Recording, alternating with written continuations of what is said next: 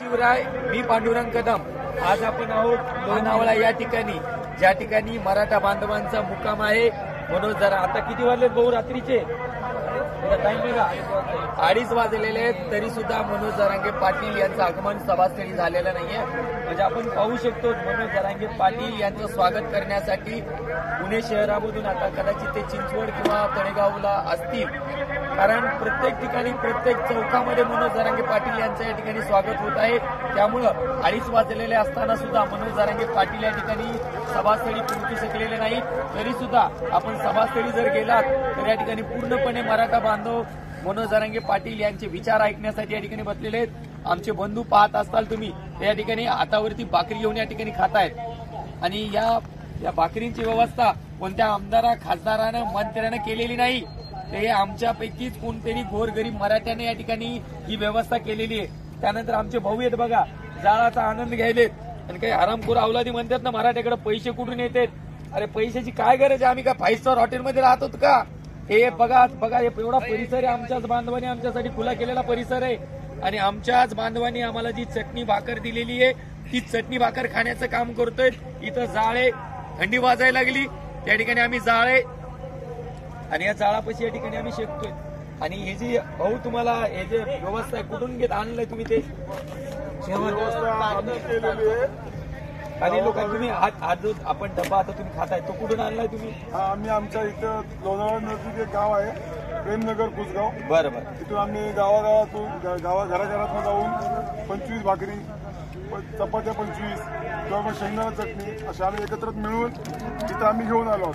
तुम्ही या प्रॉपर लोणावळा म्हणजे प्रॉपर लोणावळा. म्हणजे भाऊचं असं म्हणणं आहे की या लोणावळा परिसरामधले आमचे जे मराठा बांधव आहेत त्या प्रत्येक गावामध्ये जाऊन कोणाकडून 25 भाकरी, त्यानंतर चटणी आणि भाजीची व्यवस्था या ठिकाणी केलेली आहे. कोण्या आमदारा खासदारांनी आम्हाला फंड द्यायला नाही की या 25 लाख रुपयांनी तुम्ही करा व्यवस्था.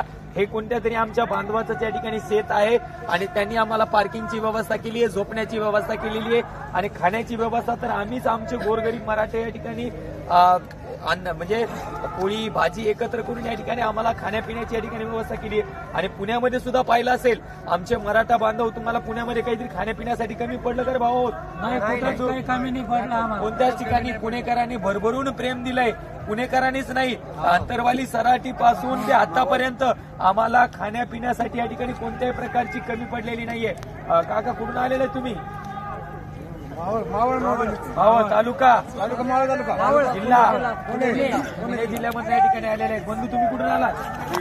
बीड जिल्हा तालुका शिरूर कासार तालुक्यावरून या ठिकाणी किती टेम्पो आहेत आपले? 5 टेम्पो आहेत. माऊली तुम्ही या, तुम्ही महत्वाचे या समोर या. आपण आता या जेवणासंदर्भात या ठिकाणी चर्चा करत होतो. काही थोडं समोर या म्हणजे आवाज क्लिअर म्हणजे काय समोर या. बिलकुल आपल्याला एवढं म्हणायचं होतं, काही जणांचं असं म्हणणं की तुम्हाला पैसा कोणतरी एक अंदरुनी शक्ती आहे ती आपल्याला पुरवते. तर अंदरुनी शक्ती आहे का गोरगरीब मराठी ते जरा एकदा आपल्या चॅनलच्या माध्यमातून सांगा त्यांना. हे या परिसरामध्ये असणारे आमचे मराठा बांधव आहेत आणि त्यांनी गावागावामधून या ठिकाणी पोळी भाजी चटणी एकत्र केली आहे.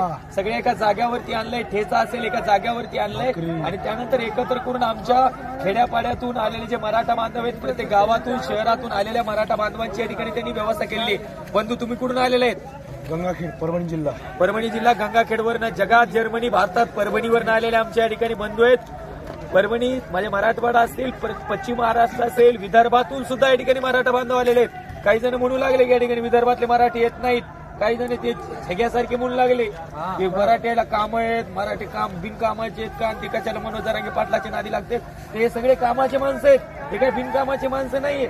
हे कोणी महिना धरलेला आहे, कोणाला स्वतःची शेती आहे, कोणाला कापूस याचायचा आहे, पण हे सगळे कामं सोडून मग हे भाऊ आमच्या लेकराबाळाचं कल्याण व्हावं, त्यांना त्यांच्या हक्काचं आरक्षण भेटावं म्हणून रात्रीचे 2:30 वाजलेले आहेत तरी सुद्धा या ठिकाणी जागतायत.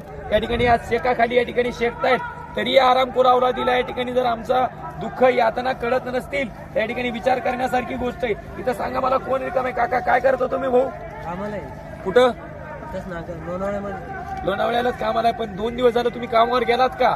कशामुळे नाही गेले? व्यवस्था करायची पहा, माझा भाऊ या ठिकाणी लोकांच्या इथं महिन्यानी आहे, पण माझा भाऊ लोकांची इथं महिन्यानी असताना सुद्धा या आमच्या महाराष्ट्रामधले आलेले जे मराठा बांधव आहेत त्यांची व्यवस्था करता यावी म्हणून या ठिकाणी माझ्या भावानं 2 दिवस सुट्टी घेतलेली आहे. म्हणजे एवढं प्रेम या ठिकाणी मनोज जरांगे पाटील यांच्यामुळं मराठा बांधव एकमेकांसोबत या ठिकाणी करतायत.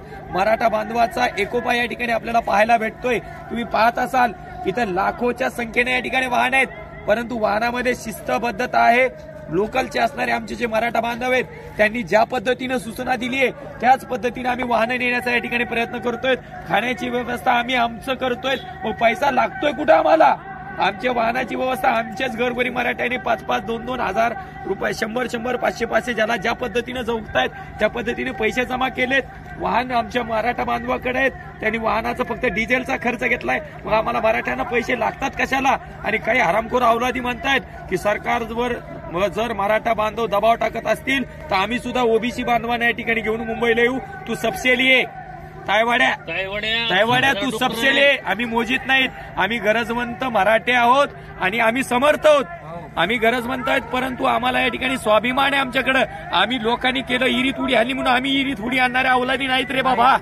तू अवलाद आहेस.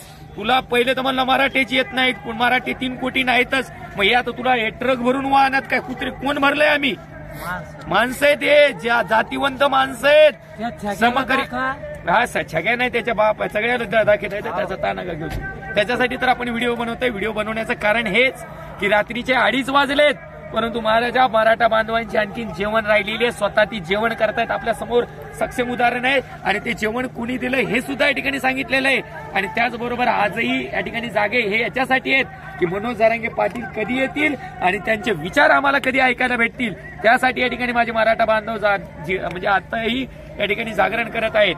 तर एक मराठा, एक मराठा, मनोज जरांगे पाटील तुम आगे बढ़ो, धन्यवाद.